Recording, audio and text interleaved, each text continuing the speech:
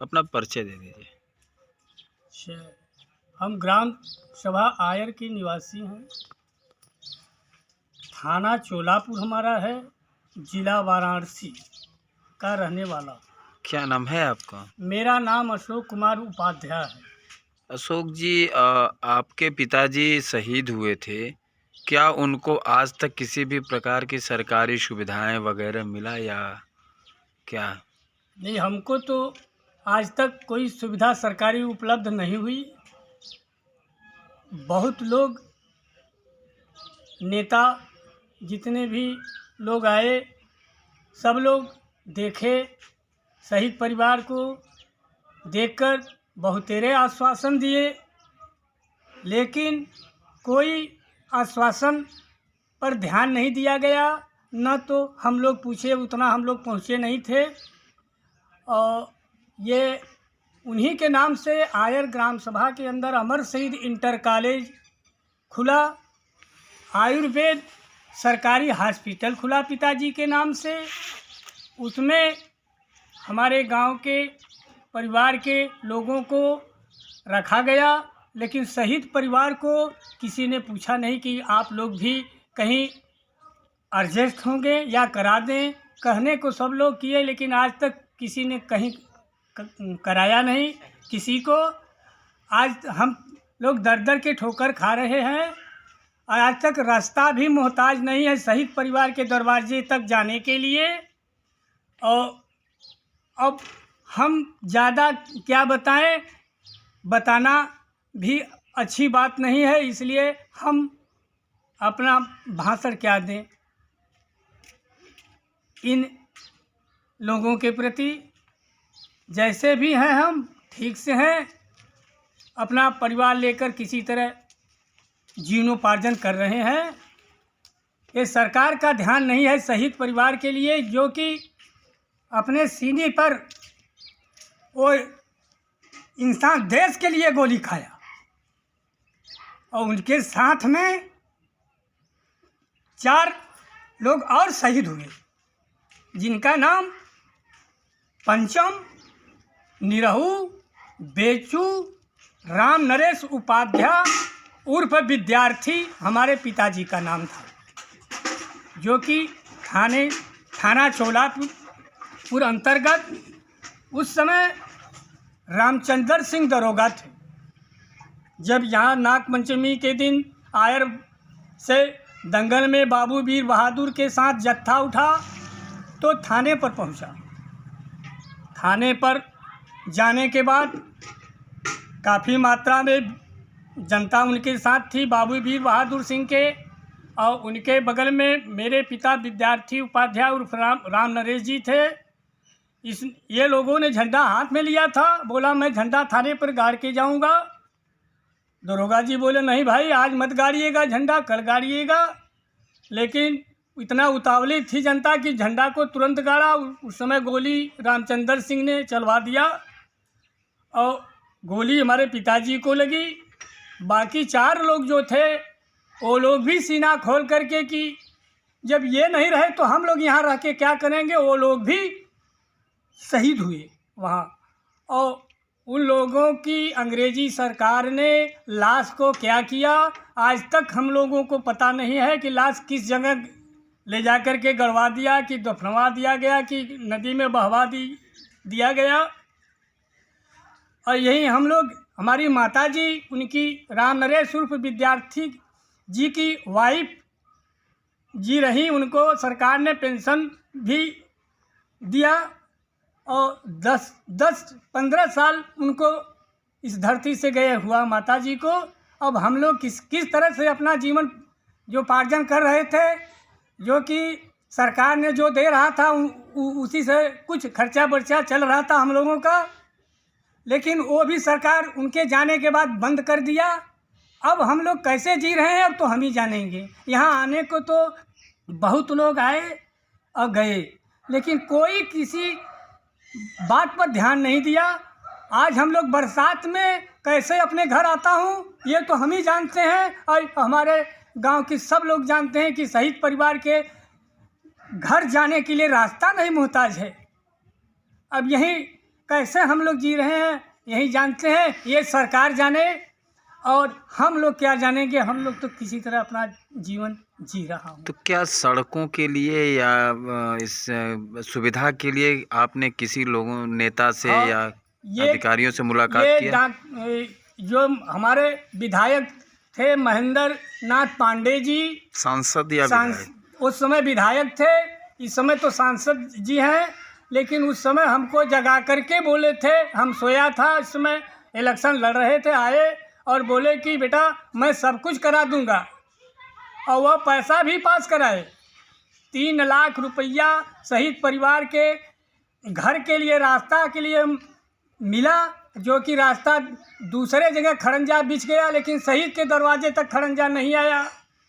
वो उधर लोग बिछवा लिए अपने अपने घर, लेकिन हम लोगों के घर तक खड़ंजा मोहताज नहीं हुआ। कहने को तो महेंद्र पांडे जी बहुत कुछ कह कर गए, लेकिन पांडे जी ने जरा सा ध्यान नहीं दिया शहीद परिवार के लिए।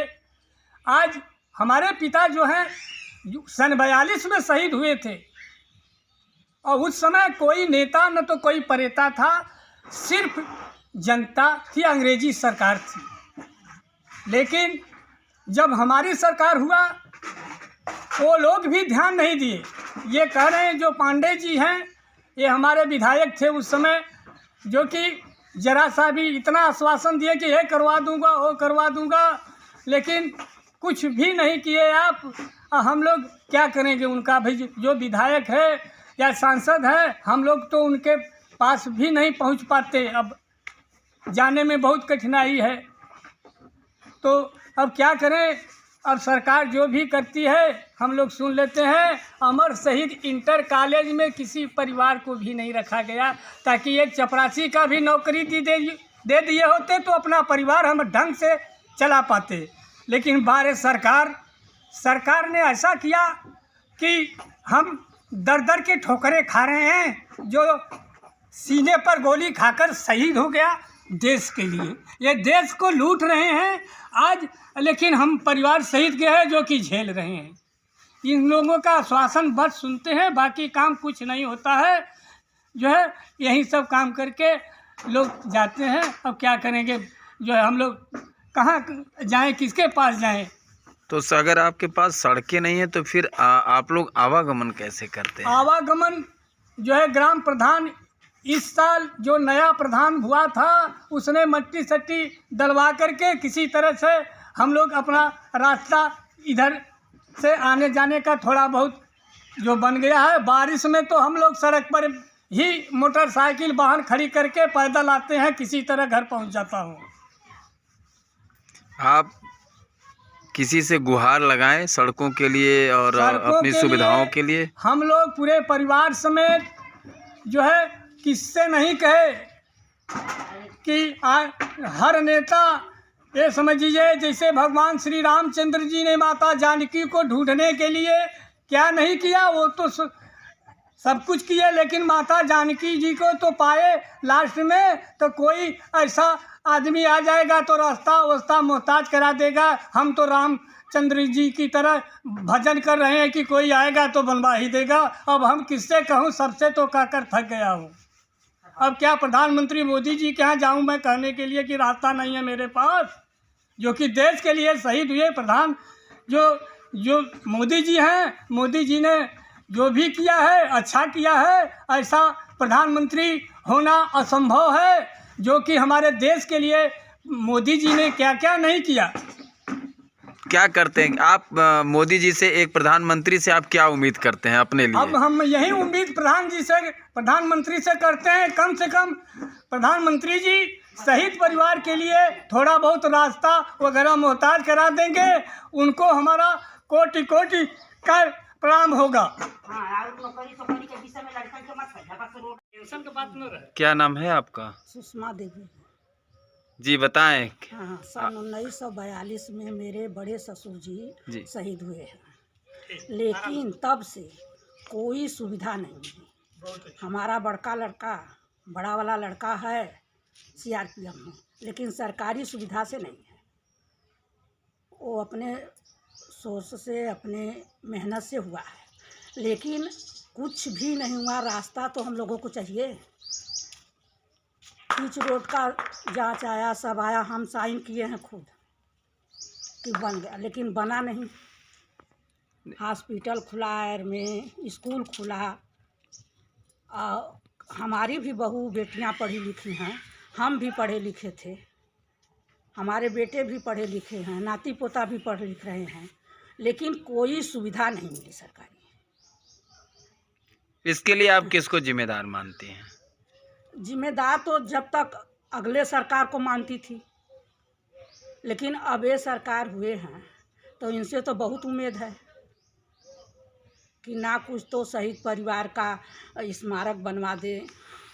भाई सरकारी ज़मीन है यहाँ पर, आजकल चला है चौतरा बनवाने के लिए, गेट लगवाने के लिए, रास्ता कर दें, न ज़्यादा तो शहीद परिवार के दरवाजे तक तो कर दें, चौतरा बनवा दें उनके नाम से गेट लगवा दें, उनका स्मारक बनवा दें कि हम लोग भी उनका दर्शन करें, पूजा करें। क्या गेट वगैरह के लिए आप लोगों ने कभी किसी से मांग किया था? बिल्कुल मांग किए थे, कई बार किए। प्रधान से तो हम लोग गांव के और औरत हैं तो प्रधान के पास जाएंगे, प्रधान के पास तो हम लोग कई बार गए, लेकिन आज तक कुछ भी नहीं हुआ। कुछ भी नहीं हुआ। आगे क्या आप किसी अधिकारियों से सड़क उड़क के लिए बात करेंगी या फिर क्या है?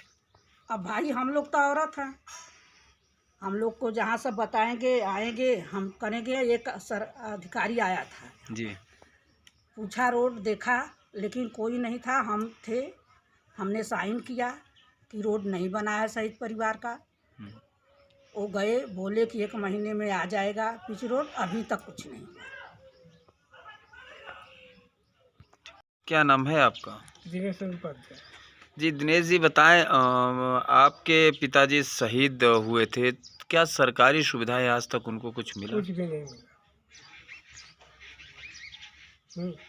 आश्वासन तो सब लोग देते गए और बराबर आते गए कि हाँ ये सब आपको मिलेगा। उन्हीं के नाम पर अमर शहीद स्कूल है, हमारे घर से किसी का स्कूल में भी नहीं, दूसरे लोग को कर दिया गया उस नाम पर, बाकी हम लोगों को कोई आज तक सुविधा नहीं मिली। इसलिए हम लोग अब आशा ही छोड़ दिए सरकार से कि अब कुछ सुविधा मिले।